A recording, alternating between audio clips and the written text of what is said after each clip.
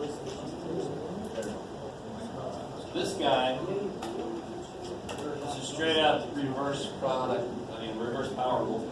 So this will be x to the negative 1 divided by negative 1 minus what? 3x.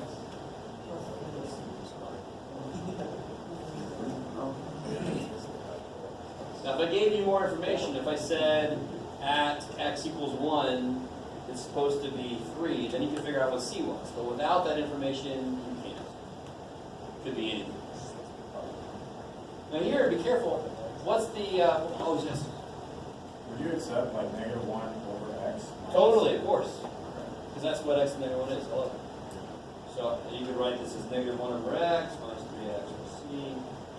Either way.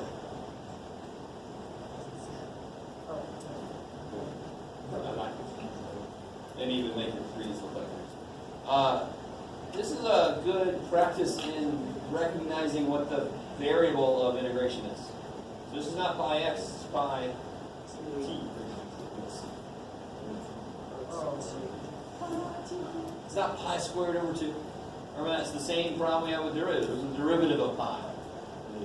0, because it's a freaking constant. So the integral is pi t. Now this guy, again, there's no quotient rule for integrals. There's none of that stuff. We haven't learned any rules yet. So, except for that really simple one. What is 1 over secant? Here's a nice way to do this. 1 over secant is cosine times, and what's tangent? Sine over cosine? And what's the integral of sine? Negative cosine.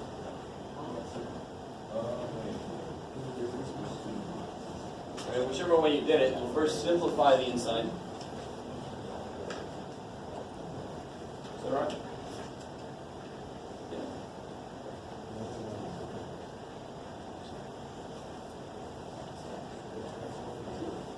Alright. This one.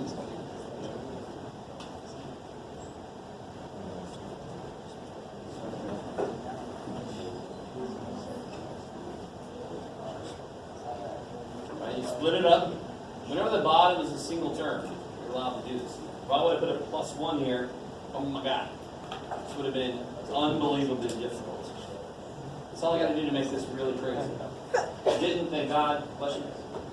X is 7/3 divided by x squared is, x to the 1/3 minus 4 over x plus 2 over x. We're going to write that as negative 2.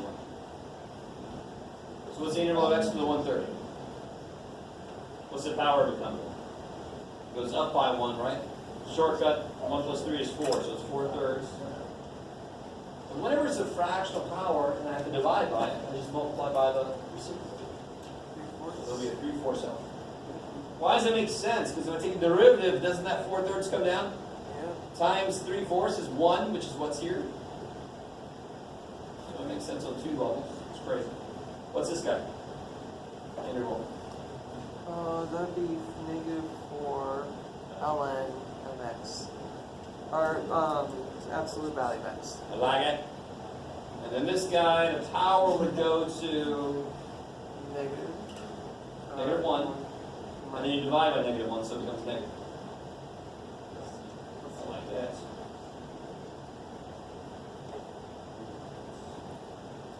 And how do you check this? Negative error. Remember how hard factoring was compared to foiling, for example? That is the same kind of level of hardness as from going to derivatives to antiderivatives. You should expect the same increase in difficulty. Just what do I do with this guy? Same thing I always try when I see something like this. I always try to factor things first. How do you factor the bottom? X minus 5, x plus 1. Yeah. Right. Now here's something really neat. What does that symbol represent again? That long S. A limit and a sum, right? A constant can be factored out of a sum, and then the limit doesn't change, so it can be taken outside the limit. So I can put constants in and out of an integral all day long. I can't do that with x, because what's the integral based on? Freaking x. So I can only do constants in and out. I can balance constants all day long. If I'm missing a constant, no, I'm not. Right? But if I'm missing a x piece, I'm screwed. So this 6 can come out. So what's the integral of 1 over x minus 5? That's the one we just did a minute ago. That'd be ln absolute power of x times 5. Let's see. I'm having a really decent writing day. Sorry, I just have to celebrate that. I'm writing really legibly for myself. Okay. So like, way to go, dude. Right. So this is not that different from this. It's just that it has an extra step tacked on. The first thing you do is you find the antiderivative to this. So what's that mean? X to the third plus x. Yeah, and then you evaluate that from negative 1 to 3. So you plug a 3 in there, minus, you plug a negative 1 in there. And what do you get? You get 32. You get 27 plus 3 is 30. Minus negative 1 plus negative 1 is negative 2, so you get 32 alike. How do you check this? Plug that into y1, graph it, and you do the integral on the calculator. So you always are able to check your work. It's crazy. Really nice. By the way, a quick little side note. Well, I'll do it when we get to parsing. This guy. Should we cool with that? What about this guy?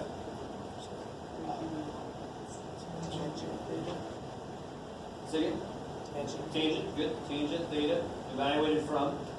0 to pi over 4. What's tangent of pi over 4? 1. What's tangent of 0? 0. Yeah. That's like that cosecant squared one we did over there. It's runs over an ass. This one. Now, real quick, let me just show you this.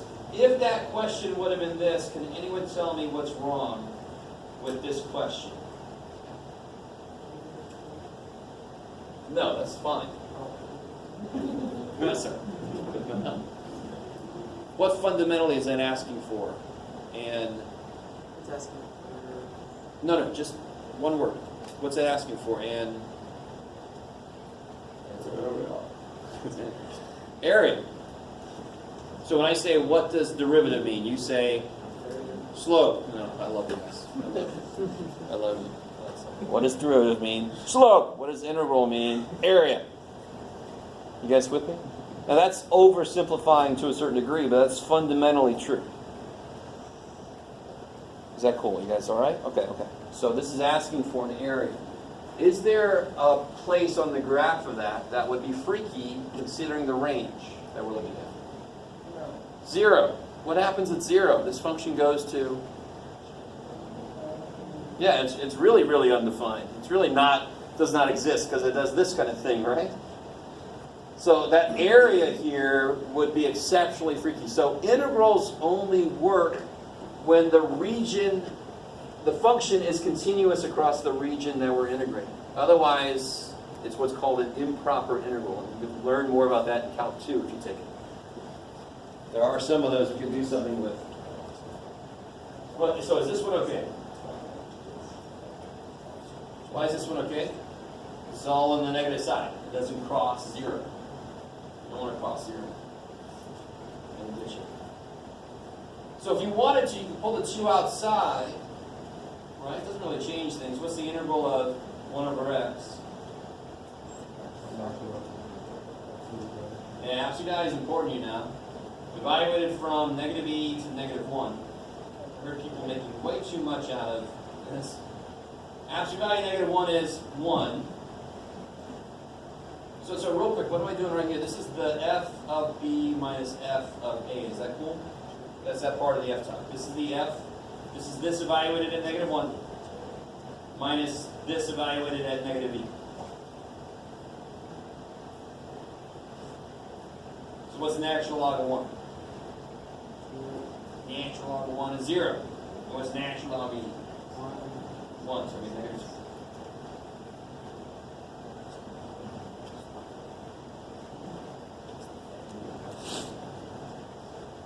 Okay. Why does it make sense the area is negative? Because it's a negative 2. Because 2 over x looks like this, and I'm on this side, so it's going to be underneath, so it's going to be negative area. You have to know that to be able to do the problem. No, but it's nice to know how to make sense of the answer. If I got a positive answer here, I should be concerned.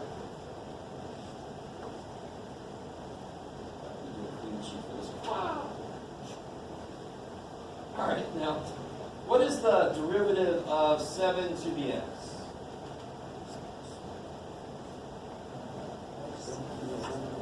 Seven to the x times natural log of 7. That's why e to the x is its own derivative, because natural log of e is 1. So it wouldn't show up. E to the x prime is e to the x. Times natural log of e, but that's just stupid 1. Maybe. So what is this the derivative of? Which is really what this thing is asking. What is this the derivative of? 3 to the x. Alright, see?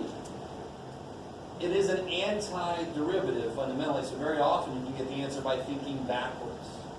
Whose derivative would this be? Of 3 to the x. Evaluated from 2 to 3. What's 3 cubed? What's 3 squared? Squared. 9. So I get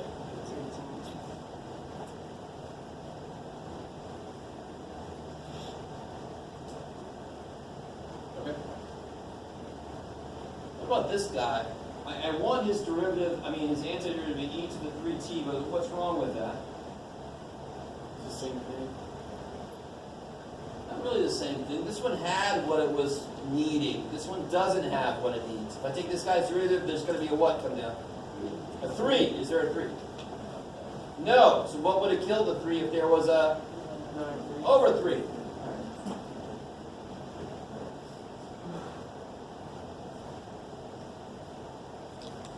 And I want to evaluate that from natural log of 2.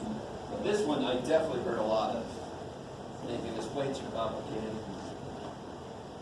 So I get e to the 3 ln of 3 over 3 minus e to the 3 ln 2 over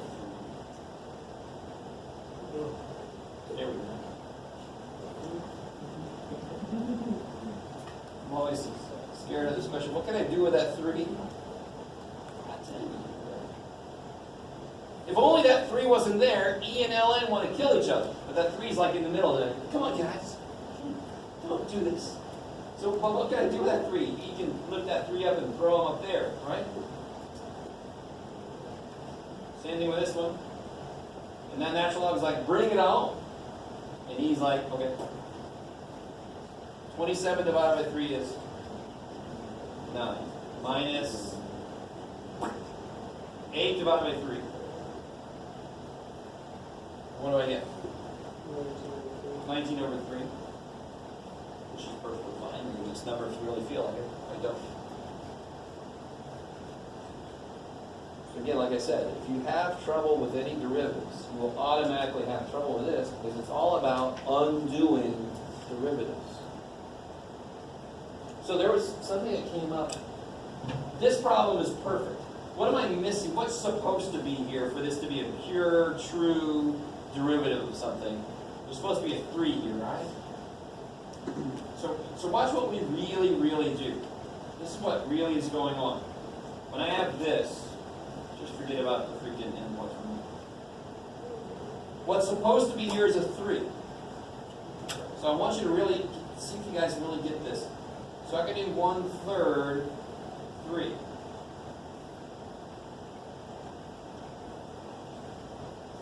This actually makes it more complicated than it needs to be, but it's a nice bridge to when I have chain rule kind of shit and I need to do something. Are those the same? Of course they are, because I can take the 3 out. It becomes 1. It's the same stupid thing, right? But now this is exactly e to the 3t. Times 1/3 is the e to the 3t over 3 that we just reasoned out. This is kind of like the work behind that, if you wanted to show yourself some work. So how would I do this?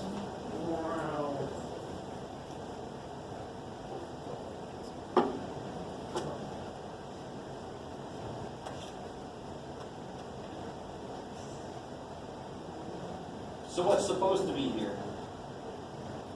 Pi. Pi. So if I put a pi here, I better put a... Since I put the pi there, now this is all the derivative of what? Sine pi. No. No, cosine.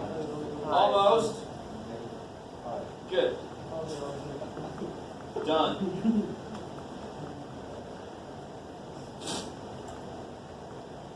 So if it's a constant that's missing, really stay with me now. This is a little thing into the next coming up section. If it's a constant that's missing, I can always balance it out and make it show up there. Because constants can go inside and outside the integral all day long. So look at this. What am I missing here?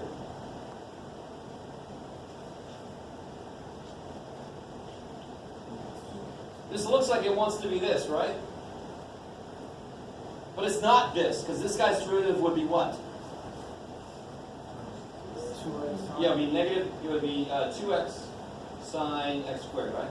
So what's missing here? 2x. So what do I do? So Nothing. I'm screwed. Am I missing a constant? No. So I can't just do this. I can't say, okay, I want this to be this. But this would have a 2x come out, so I'm going to divide by 2x. I really want you guys to see right now why you cannot do this shit. It's only constants you can pull in and out. You can't say this, because what would you do to find this guy's derivative? You wouldn't just do this derivative and then divide it by this. This is a freaking quotient rule. So when you introduce functional parts that aren't there, you are changing the derivative rule you would use. There's no way that could ever work. When you introduce a derivative, a constant, the derivative doesn't mean shit about constants. They just kind of come for the ride. Are you with me? That's why constants, I could do this kind of balancing. I'm supposed to have a 3. Okay, I better put a 1/3. I could do that all day long because constants don't really change. They just come for the ride. Functional pieces completely changes the rule I would use. There's no way I can balance it out then. So this integral is one that you cannot do. At least not now. So what about this one? Let's see. What about this? What you got, Jeff? Come on, Jeff.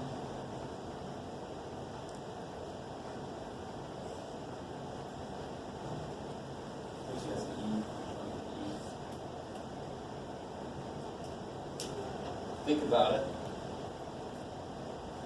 This is why there's no frickin' product rule for integrals. You can't say, all right, this is 2x squared times e to x squared divided by, or some weird shit. Can you see, what does it look like it wants to, it looks like it wants to be e to the 2x squared. Because the derivative of e to the 2x squared is e to the 2x squared times something. So and if I said it's e to the 2x squared, what's this guy's derivative? What's the derivative of e to the 2x squared? What's the derivative of this? Times chain rule? 4x. That's exactly what I have here, isn't it? So what's the antiderivative of this? Freaking e to the 2x squared. Because it has the piece that it needs. That's what's difficult. Chain rule, you actually do something. For integration, there's no chain rule. It's just, does it have the chain rule piece that it would need?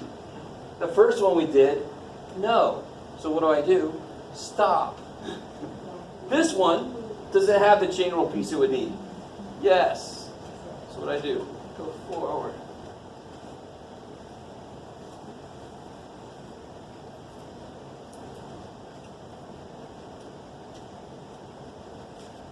So what about this? Let's see.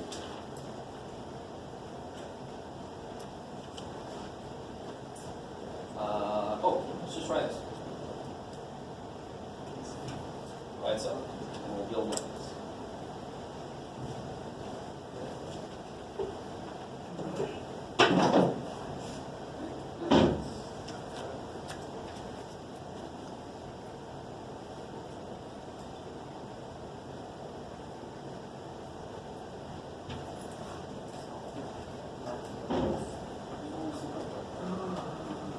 way I do this?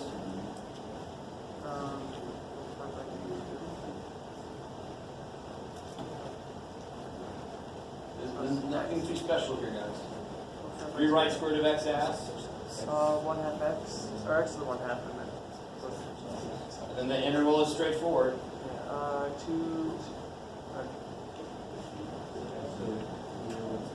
2, Okay. Command.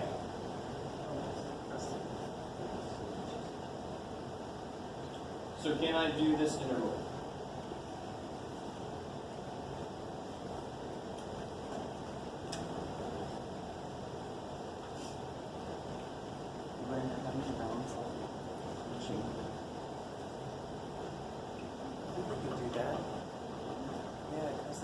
it's all being by... Is there an inside function? What's the inside function? Is that guy's derivative there? No. So I can't do this, at least not yet. In Calc 2, you'll learn something called trig substitution that goes through this. Can't wait, Jeff. But for us right now, we couldn't do this at all. This is impossible for us to do. Impossible. But, what if I do this?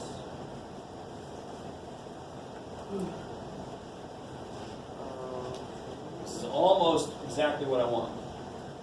What's the inside piece? X squared minus 1. What's its derivative?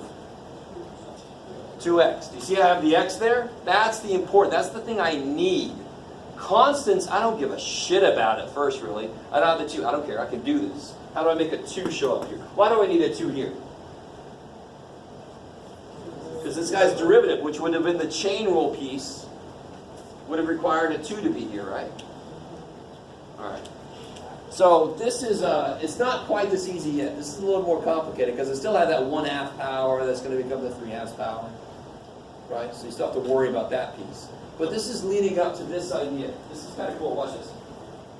I'm going to show you the basics of this.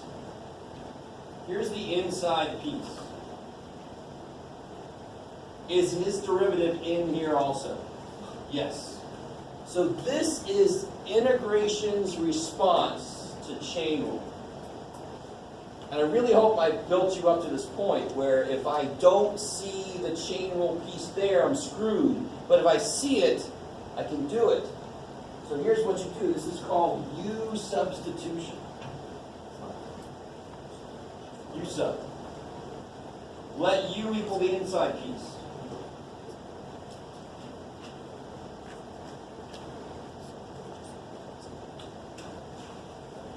So what's du? 2x dx.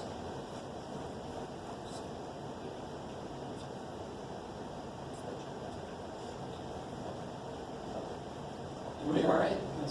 You guys look at me like you want to hurt me. So do I, now watch this, this is kind of nifty.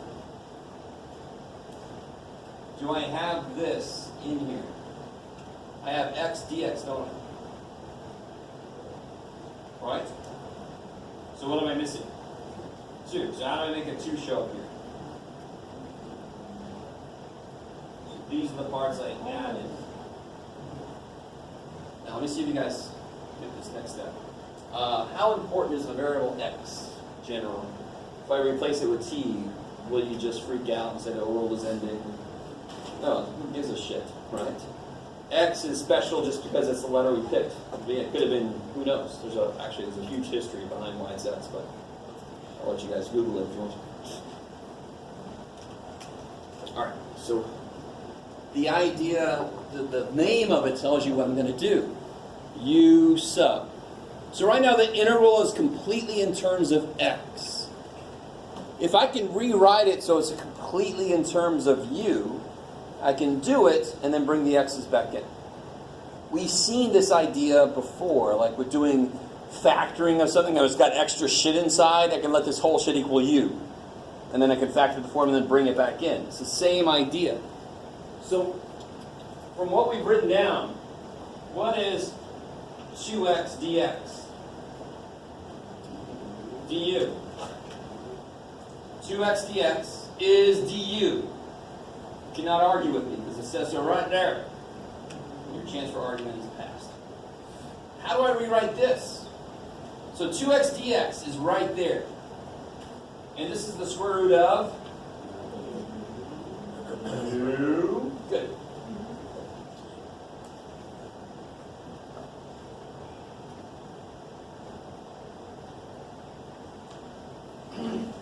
And now just integrate this. Didn't we just do this earlier? How do I integrate this? 1/2. What's the integral of u to the 1/2? Did it earlier. U to the 3/4 times. Right? So this is, bam, 1/3 u to the 3/2 plus c. But what was u? What does u be? X squared minus 1.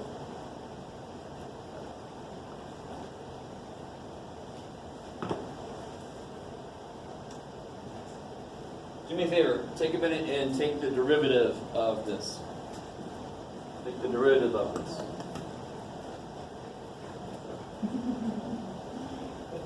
And I want to show you an earlier problem that we didn't use u sub on, but we could. You don't always need u sub, but u sub, see how it turned this ugly ass integral into integral square root of u, which is like easy as shit. So the whole idea of u sub, wherever it's used, is to make you focus on the form of what you're working with and not worry about the details. You can bring the details back in at the end. I love that idea. I would, I know. You guys taking the derivative of this thing? Oh.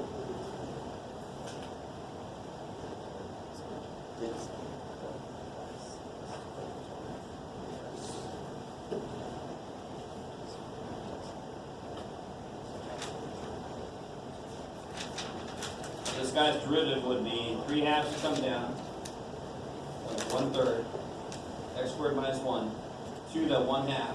Is that cool? So far? Times what? What times what? Why do I have times something here? Chain rule. So here I get 1/2 of 2. I get x times x squared minus 1 to the 1/2. Is that what we had originally? Yes, totally. So it works. How do you check an integral? You take the derivative. Because what's an integral? An antiderivative. So if you do the antiderivative, how do you check? Do the derivative, see if you get back to where you were. So why does this work sometimes and not others? If there's an inside piece, then when I do the derivative, it would have a chain rule piece come out. The inside is x squared. I better have a freaking x on the outside, or else I'm screwed, because it would come out, 2x would come out. The 2 I don't give a shit about. I can balance that. If I'm missing a 2, I can put a 1/2 on the outside all day long. But if I'm missing the x, like I was on the one before, then it is not simple, or it's impossible. One of the two. When you get to Calc 2, you'll talk more about which ones are impossible and which ones are not. Even the impossible ones are not really impossible. They're just really, really, really close.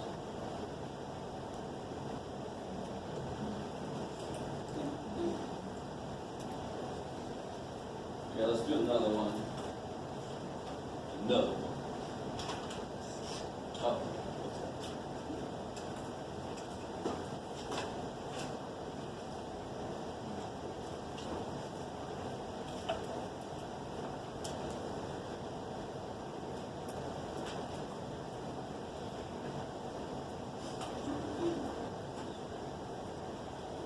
Now, even with derivatives, you can't, if you have the derivative of a ratio of functions, you can't just do the derivative of each separately and blah, blah, blah. No.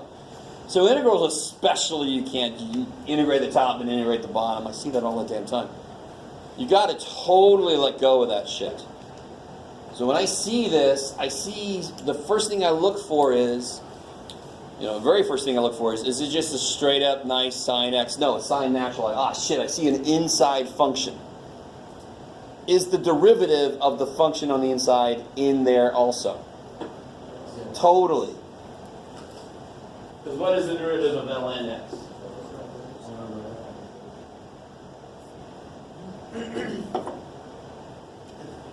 This step here is really, really, really, really important. We've done this kind of thing. Instead of writing du dx, I write du and I throw the dx part up there. We've seen that before. We've done that before. In fact, when we did it, I said, oh, that's going to come back pretty soon. And there it is. Because that completes the substitution idea. If you cannot get rid of all the x's and replace them with u stuff, you can't do u substitution. But if I do this, is everything become u stuff?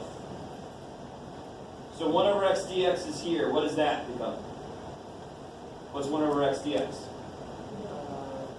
Du. And what's sine natural log of x become? Sine of u.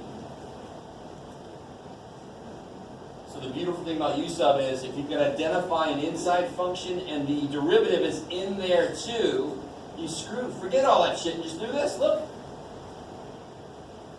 This is awesome. What's the integral sine? Negative cosine. And what was u?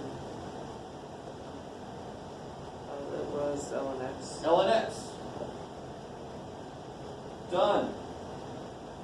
Try it. What's the derivative of negative cosine? Sine of ln x times the derivative of ln x, 1 over x. I get sine ln x over x. I do get what I had to start with.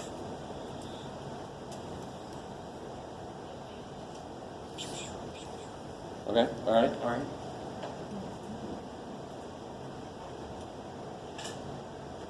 One last one, I didn't think I could get this far today, so I didn't really bring it. Work out the portion of this.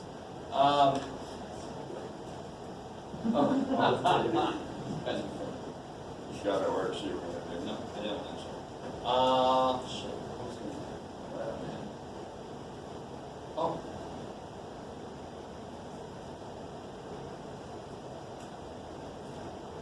Oh yeah. Okay. And here's something really funkadelic. There you go.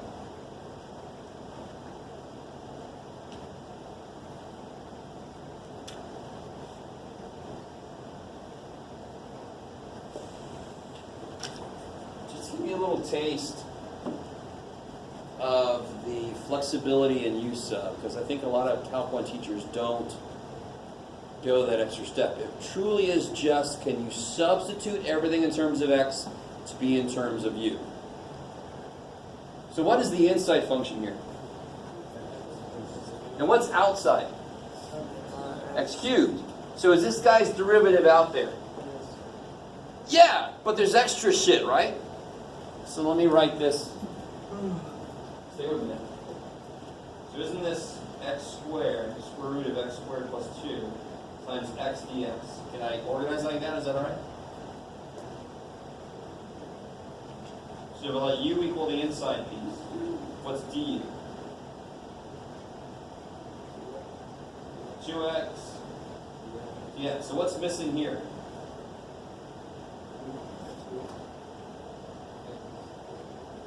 Missing, what do I have x dx. What do I need to get to u?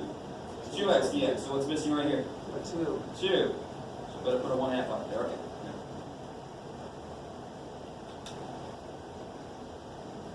So it's really neat. If you let u be the inside, you take the derivative, and then you see if you have what you need. If you're missing a constant, you can balance that shit in there.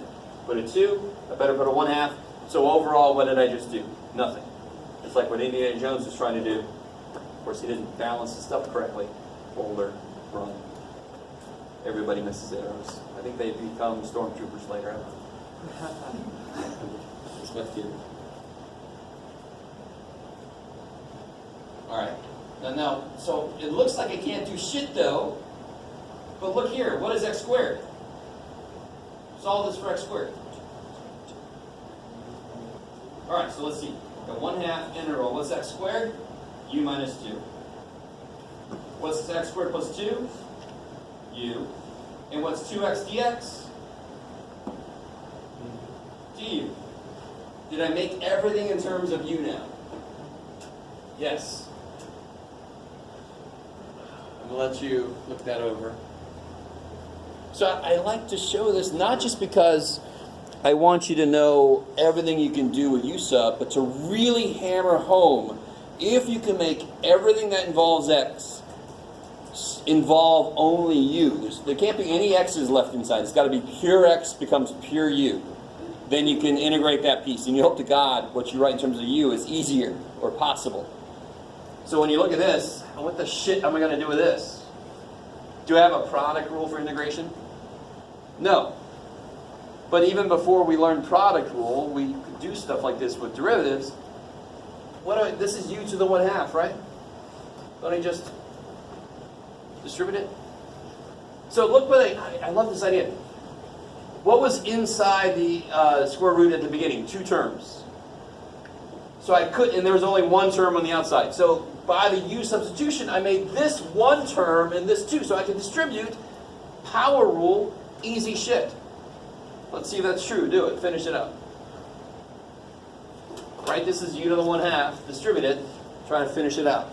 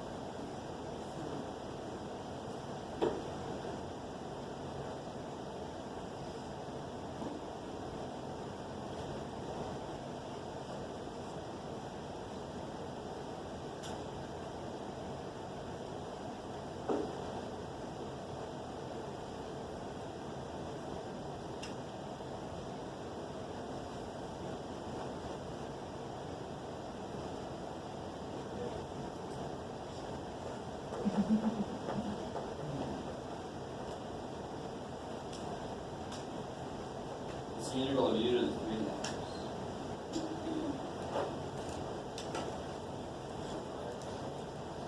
3 plus 2 is 5. So when you differentiate, you just take the difference between the top and the bottom, and that's the top of the result. You integrate, you do the opposite. You sum them. 3 plus 2 is 5. So it's going to be 5 over 2, and in front's going to be 2 over 5. This all. This is going to become 2 times u to the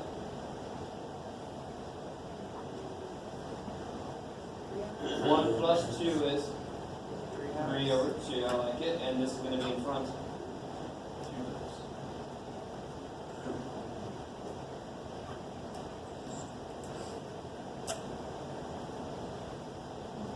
Then I get 1/5 u to the 5 halves minus 2 thirds u to the 3 halves. Just short of the 1/2. And then I can't stop here. If you circle this, I'm going to pretend like I'm like what the shit's u? The question involved what? X. So the answer better freaking involve x. I use the u in the middle to make the problem look easier for me. I better give a result in terms of what the shit the problem cares about. What was u? You do the x squared plus 2. 1/5 x squared plus 2 to 5 halves minus 2 thirds x squared plus 2 to the 3 halves plus c. Wow. Now there's no way in hell I would think you can expect the antiderivative of this to be this, but I hope you realize it's got to be something a little funky. But why is it this exactly? Well, you prove it by doing more. If you took that guy's derivative, you would end up there. If you don't believe me, do it. What we just did was actually section 5.5. I just wanted to get in there because it's neat shit that we do a meal. 5.4 is the section that talks more directly about the physical stuff I was talking about, like the flow rate. If I knew I had this much cash flow, if I integrate over a certain amount of time, it tells me how much money I actually have. So if you integrate a flow rate, you get a total amount. So that's really undoing what a derivative does. The derivative tells you the rate of change of a thing, and an integral takes that rate of change back to an amount of thing. Okay, I think that's enough. Really, really early. Why not? I got further than I wanted to.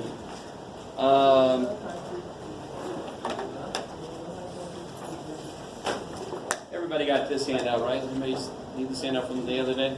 With the blue rectangles?